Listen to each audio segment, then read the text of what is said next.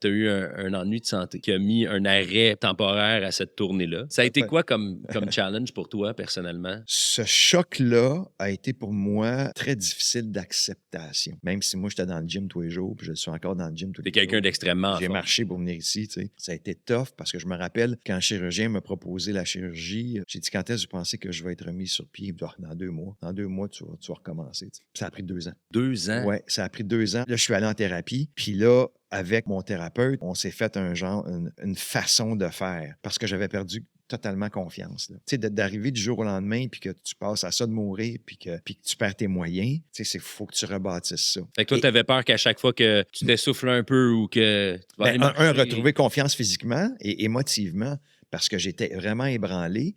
En plus, en même temps, tu as le COVID, que tu sais pas ce que c'est. Ton système immunitaire est à zéro. Je peux-tu, en touchant le mur, pogner une bébite puis que ça me tue? Tu sais, on savait rien, là. Fait que tout ça faisait en sorte que j'étais vraiment As-tu un côté hypochondriaque aussi? un petit peu, Ouais, ok. un petit peu beaucoup, finalement.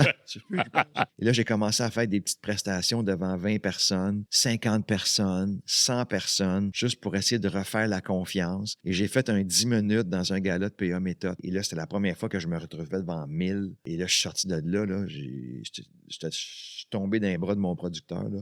Seb, Ah je oui. braillais, là. C'était tout. Je m'étais vidé complètement émotivement, puis j'ai fait OK, j'ai réussi.